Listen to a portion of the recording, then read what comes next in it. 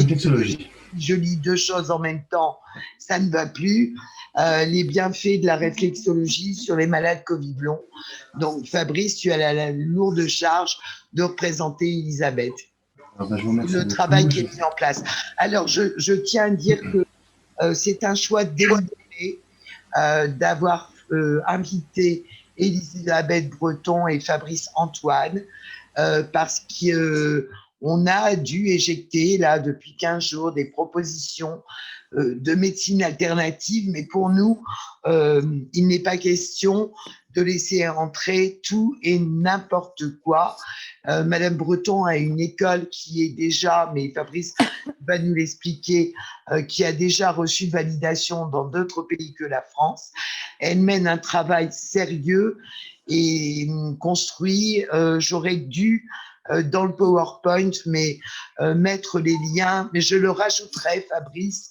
Elisabeth m'a envoyé des liens sur le travail que vous faites et je les mettrai en place puisqu'elle m'a donné son accord à la fin du PowerPoint avant de le mettre sur le site. Voilà, je te laisse la parole. Je vous remercie beaucoup. Et merci de ta présence. Tous. Merci à vous. Merci de nous avoir conviés. Alors, je ne serai pas aussi précis qu'Elisabeth pour parler justement des liens avec le GEDCOP, qui est vraiment, qui est plutôt là en fait pour on va dire, mettre un format dans le cadre de la recherche autour de la réflexologie. On essaye de contribuer à pas mal d'échanges, à pas mal de recherches.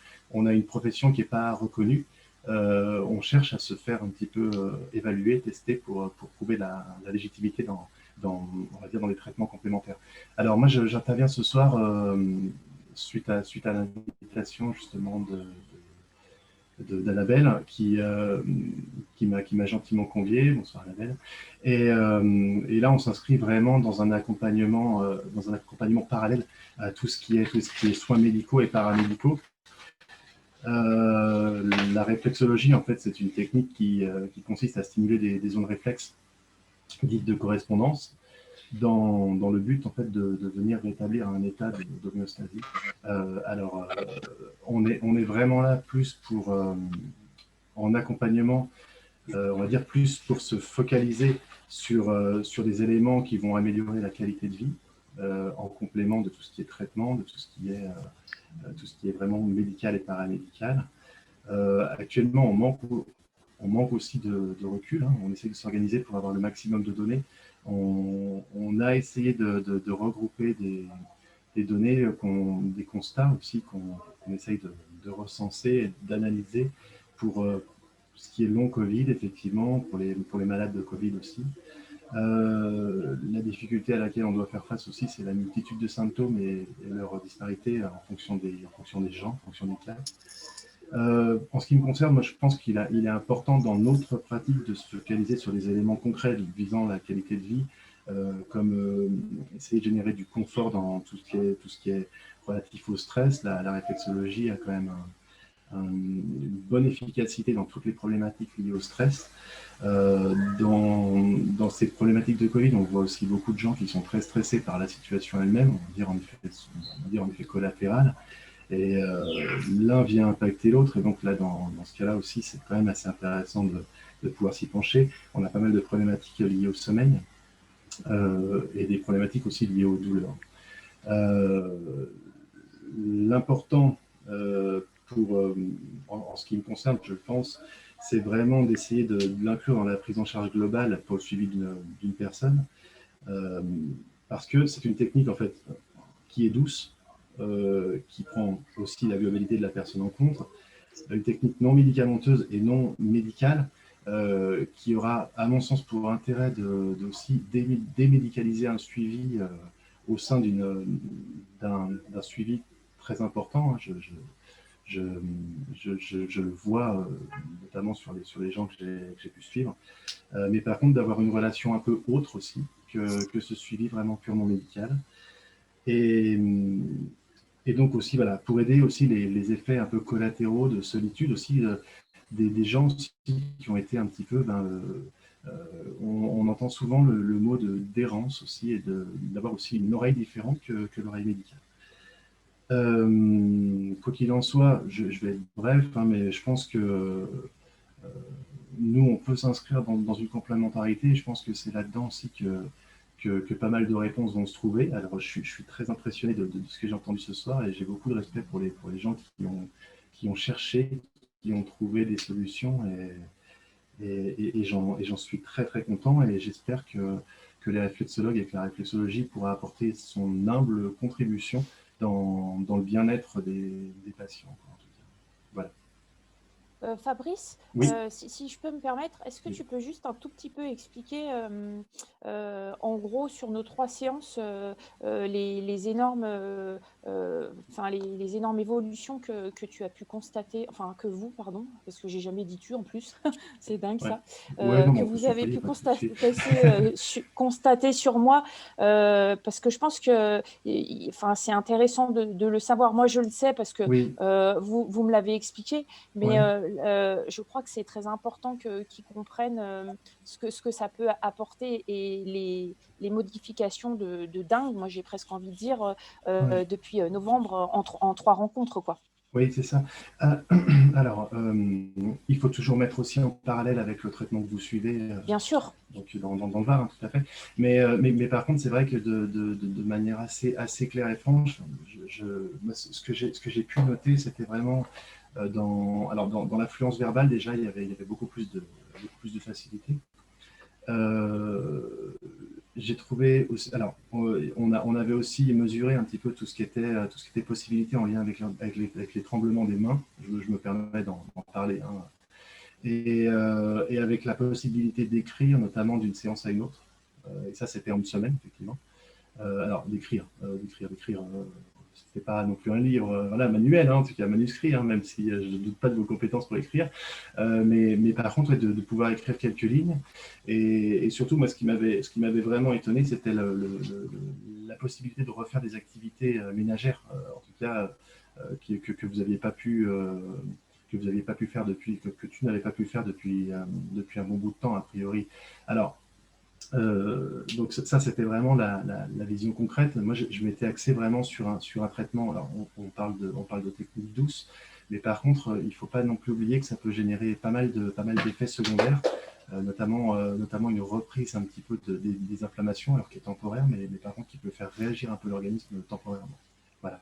Et alors, ce que j'avais noté, effectivement, c'était quelque chose de complètement inédit. On a une phase de bilan en réflexologie où on va évaluer un petit peu toutes les zones du corps, toutes celles qui nous intéressent en particulier, toutes celles qui sont perturbées. Et on va avoir une analyse plutôt texturale, un peu comme on va avoir dans l'ostéopathie ou la microkiné. Et là, clairement, en fait, les calibrages des zones étaient, je le qualifie de complètement inédit. Parce que c'était quelque chose de jamais observé, notamment sur toutes les zones du cortex cérébral, la zone du thymus, plein de zones qui étaient vraiment mais d'une densité inédite, et avec une fluctuation de correction qui était pas normale, on va dire pas commune en tout cas. Alors je ne sais pas si je me ferai comprendre dans ce que je dis, mais en tout cas voilà, c'était quelque chose de complètement inédit, qu'on cherche vraiment à essayer de mettre en sens. Mais en tout cas, oui, on est face à, en tout cas, une problématique globale de stress qui est complètement inédite, en ce qui me concerne. Question de béotien, ça marche comment? C'est-à-dire vous appuyez sur des zones, Oui, c'est c'est ça, des c'est totalement ça. stimulus, c'est avec Oui, des tout à fait. aiguilles, Non, c'est pas du comment? tout. Alors, c'est vrai. Alors, moi, je travaille la réflexologie plantaire. Donc, la réflexologie plantaire, la réflexologie, globalement, ça part du postulat qu'il existe des zones de correspondance. Alors, on parle on va dire de voisinage embryologique, hein, quelque part. Et en fait, toutes ces zones, quand elles sont stimulées, elles vont remonter par l'axe nerveux, être interprétées, donc, par le cerveau. Et donc, ensuite, l'information correctrice, elle va intervenir sur la zone anatomique. Donc, en fait, alors c'est dommage, j'avais préparé un PowerPoint, mais que je n'ai pas pu charger ce soir, et je m'en excuse vraiment. Donc, ce qui se passe, en Alors, fait, c'est pas grave, Fabrice, Oui. on pourra le récupérer, Oui, pas l'envoyer de problème. Oui, pas de à souci. ceux qui sont intéressés et le mettre sur le site, Voilà. si tu es Donc, d'accord. Donc c'est des stimulus, c'est des pour faire stimulus. simple, en fait, si vous voulez, en fait, les zones réflexes, en fait, il y a une cartographie. Les cartographies vont nous informer sur les déséquilibres. Et les traitements, on va dire, avec les mains, hein, on va appuyer avec les mains, avec les doigts, pour venir informer justement cette zone réflexe qui va communiquer par voie nerveuse. Et ensuite, il va intervenir une réponse correctrice. Donc la réponse correctrice, elle va se faire, elle va pas faire la différence entre la zone réflexe et la zone anatomique. Donc là, à ce moment-là, on a une réponse qui intervient sur le corps. Voilà. D'accord. Voilà. J'espère avoir été clair. Oui, non, mais c'est-à-dire ça se rapproche, c'est des techniques qui se rapprocheraient un peu de l'ostéopathie ou Oui, de oui, la oui, tout à fait. kiné, Ouais. mais en Oui, tout à fait. micro-sémiologie, quoi. Tout à fait. Tout à fait. D'accord. On est a priori. Pas Alors de ça a été testé par. l'ergothérapie, on n'est pas dans l'ergothérapie. Non, non, non. On a été. Alors justement, il il y a un médecin qui est espagnol qui a testé justement ce que tout le monde parlait de voies méridiennes, hein, donc les méridiens d'acupuncture. Et en fait, il l'a testé. A priori, on n'utilise pas les mêmes fonctions. Hein, donc c'est bien des voies nerveuses. Voilà. Je ne sais pas si je peux intervenir une seconde pour Bien un sûr. témoignage. Allô? Bien sûr, oui. Non, parce que de même, je ne sais pas si c'était un Covid long, en tout cas sans doute quelque chose qui ressemble beaucoup, avec des difficultés à la marche qui s'étaient manifestées au début par des jambes en plomb, pratiquement pas possible de bouger. Mais ça avait été transitoire sans s'installer vraiment, mais depuis des problèmes de marche, entre autres. Hein. Et là, je fais depuis un an un peu plus de l'acupuncture et de la réflexologie plantaire, ou en tout cas une technique, mais les deux en même temps, c'est la même personne qui fait ça. Et là, depuis à peu près 3 semaines, enfin même depuis octobre, je remarche pratiquement normalement, avec toujours des moments aussi inflammatoires sans doute, où à nouveau les symptômes se réinstallent. Mais là, pour vous donner un exemple, j'ai fait 8 km vendredi dernier, 10 km samedi et 6 km hier, 4 km aujourd'hui. Voilà. Donc, alors qu'il y a encore quelques temps, je crois que d'autres pourront comprendre, j'hésitais entre faire mes courses ou passer l'aspirateur. Donc, je pense que, bon, pour moi, je ne sais pas quelle est la technique dans tout ça. Il y avait également de la naturopathie, il y avait plein d'autres aides, y compris de l'analyse. Enfin, donc, c'est un ensemble de soutien très important. Mais effectivement, ça a l'air de fonctionner et la réflexologie en fait partie nettement. Plantaire, réflexologie. Oui, effectivement, et c'est vrai qu'on remarque beaucoup de similitudes. Hein. C'est vrai qu'au tout départ, effectivement, toute la piste intestinale, elle ne m'apparaissait pas très très claire. C'est vrai que ce soir, elle prend un peu plus de sens après tout ce que j'ai entendu. Notamment aussi des corrections au niveau de tout ce qui est nerfs vagues aussi, hein, qui sont assez fréquentes.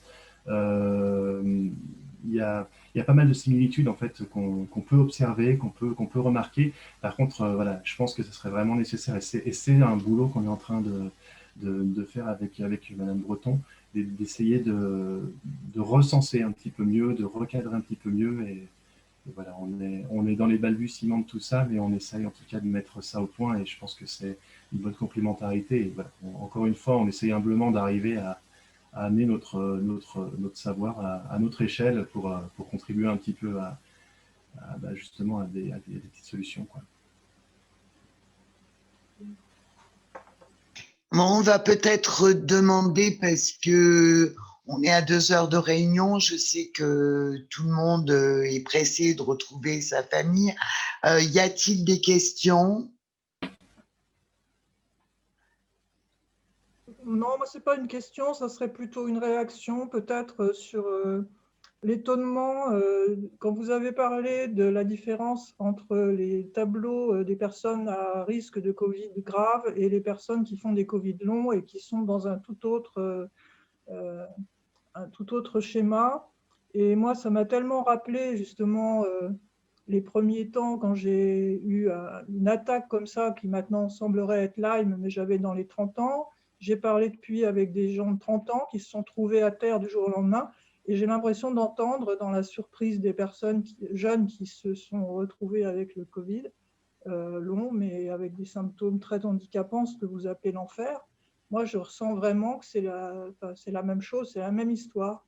Donc, je fonctionne, je ne suis pas médecin, je fonctionne en faisant des hypothèses, des liens non scientifiques et complètement intuitifs. Et là, ça me met sur la piste que il y a des gens actifs en bonne santé chez qui le virus révèle quelque chose, comme un terrain. Parce que moi, quand ça m'est arrivé, j'étais jeune, un terrain où déjà peut-être une bactérie qui était installée, mais on ne le savait pas, et que chez d'autres, c'est déjà là, parce que et il y a aussi des gens qui avaient déjà une maladie chronique et qui se retrouvent avec un Covid atténué, on va dire, mais qui reconnaissent que c'est les mêmes symptômes, qui se disent mais il n'y a pas eu vraiment de changement, quelque part ça recommence avec des trucs en plus, mais globalement ça ressemble énormément. Voilà, donc c'est comme ça un témoignage, ça vaut ce que ça vaut. Et donc l'hypothèse un peu, c'était qu'il y a des interactions entre virus et bactéries. Moi j'ai été sur la piste de ce qu'on appelle les bactériophages, parce qu'un médecin m'avait parlé de ça. Donc voilà, je mouline tout ça, et je pense qu'il y a d'autres virus, peut-être que le coronavirus, qui sont susceptibles de dégrader comme ça le terrain et de rentrer dans un processus inflammatoire. Est-ce que c'est Epstein-Barr? Est-ce que c'est d'autres? Je ne sais pas. Mais pour moi, maintenant, c'est clair. Voilà. Mais je vois le docteur Duvet qui dit bon, oui, non, mais non, pas Epstein-Barr, mais ce qui fait la tête parce qu'il pense à autre chose, Borréliose et à d'autres bactéries. Mais en fait, on a la même idée. On pense que Corona tout seul, c'est pas Corona forcément tout seul. C'est peut-être Corona plus quelque chose. Et donc, c'est. Voilà. Donc, vous êtes dans les. Mais on n'a pas encore la. Si on avait la piste réelle, vous auriez le traitement réel, puisqu'on aurait le traitement de la cible. Je ne suis pas sûre qu'il n'y aura qu'un traitement et qu'une forme de prise en charge. Ah bah bien sûr que non, Annie. Voilà. Il n'y aura pas qu'une prise en charge.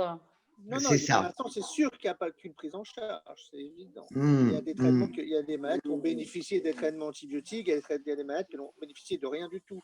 Donc, le problème, c'est que les études contrôlées sur quelques malades, c'est impossible à faire. On ne va pas faire une étude contrôlée sur 4 malades ou 5 malades, quoi.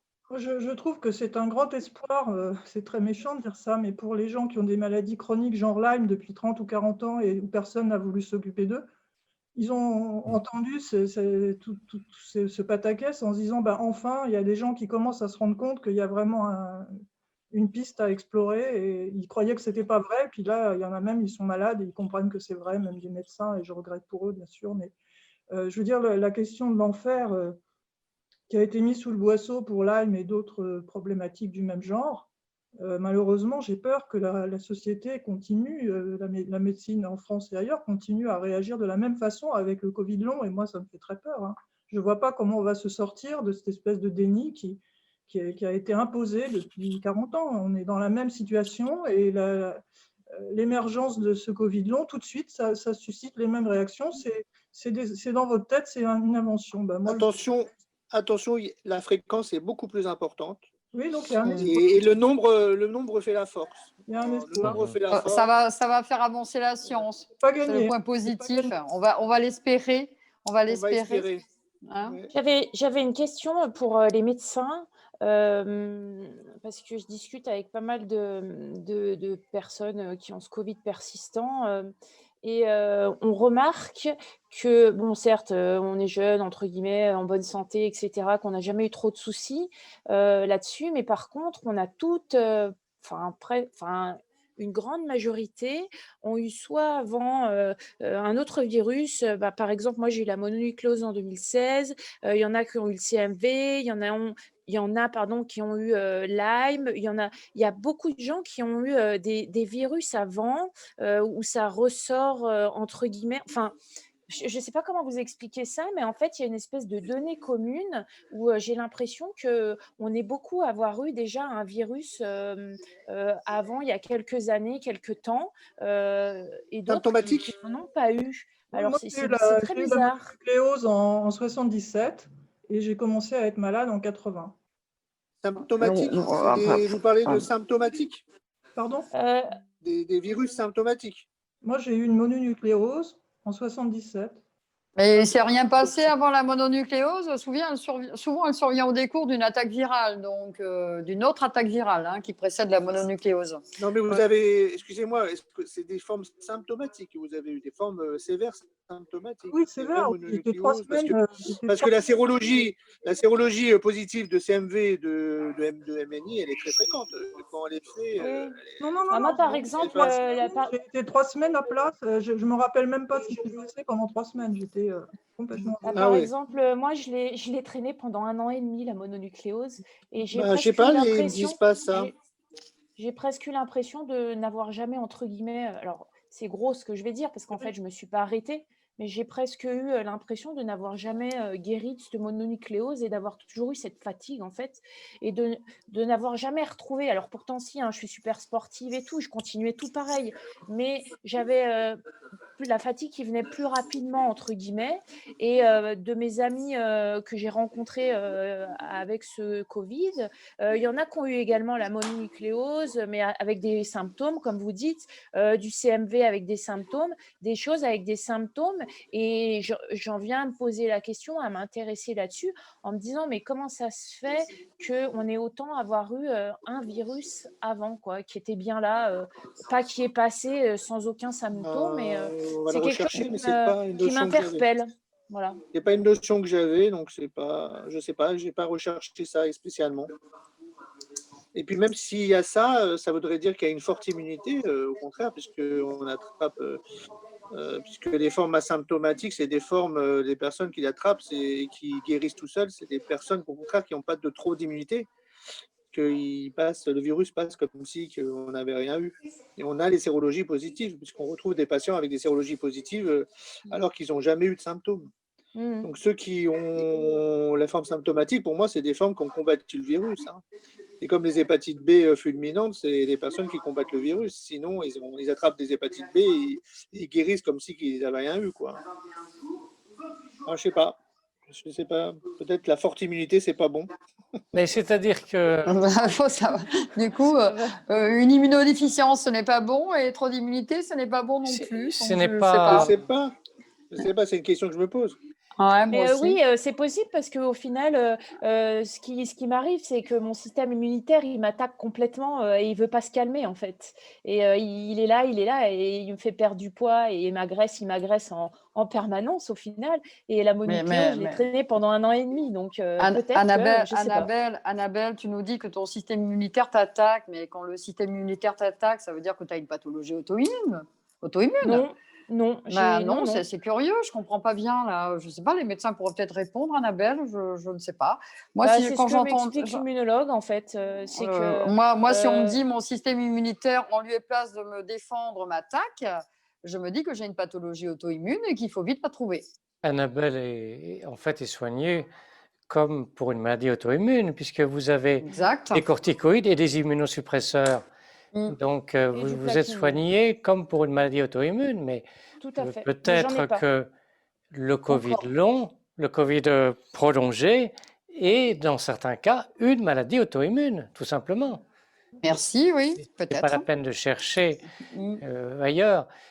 C'est pas un lupus.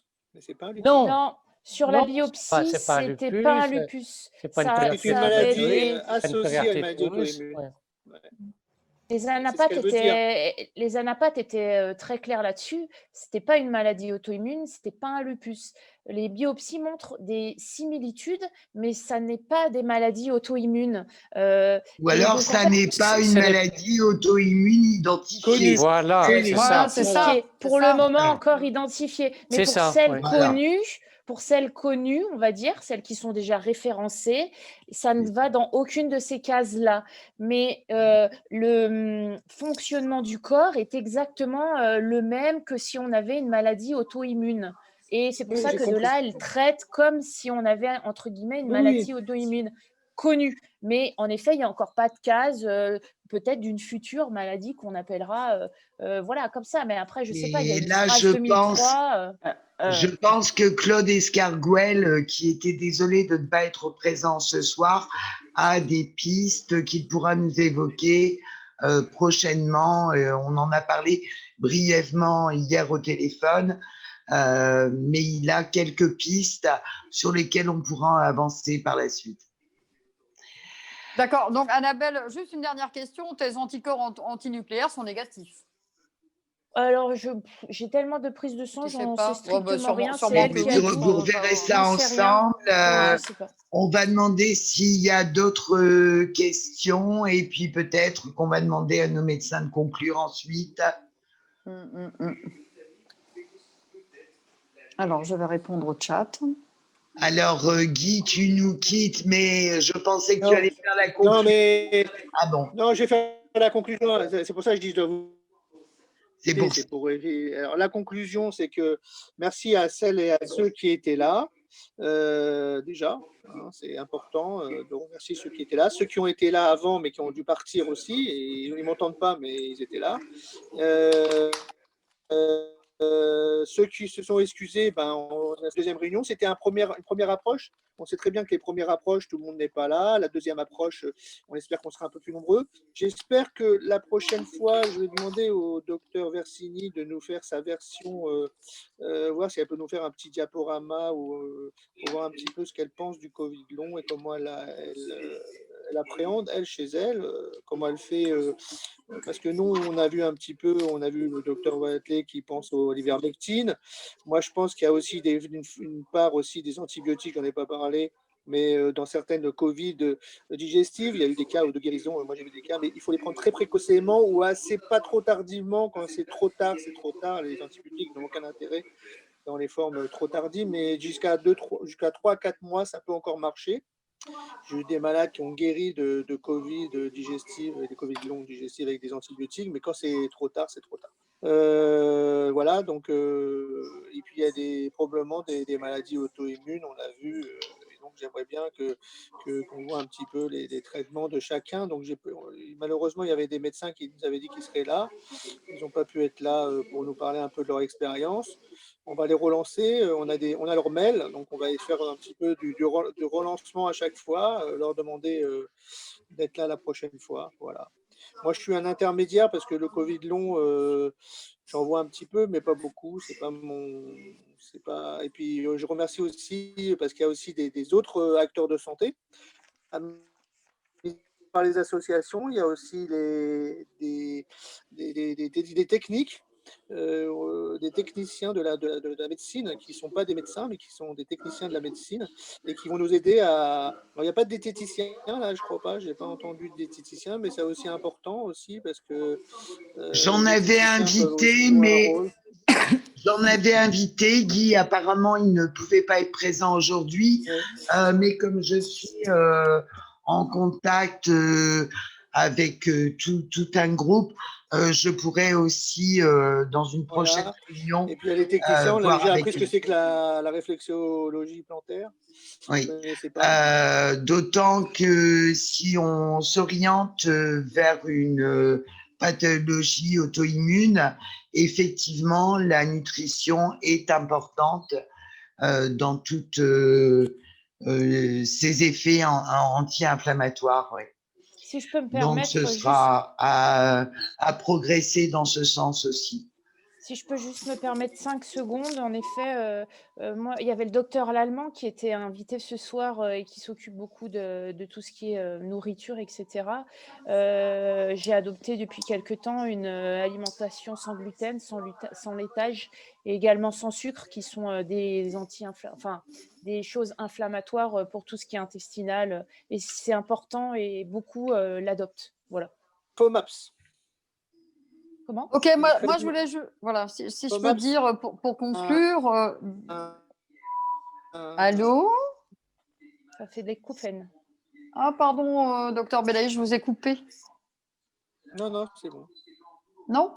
Je voulais juste dire, moi je suis assistante médico-légale, donc d'un point de vue médico-légal, on commence à avoir des demandes de rendez-vous en cabinet marseillais pour des prises en charge Covid long, mais ils sont fixés à J plus presque 1 an, donc je vous ferai part des retours, bien évidemment, sous couvert du secret médical. Et des suites. Voilà, on va peut-être remercier tout le monde et se donner rendez-vous très prochainement. Et franchement, merci pour cette très belle réunion. Je pense que ceux qui sont venus étaient contents.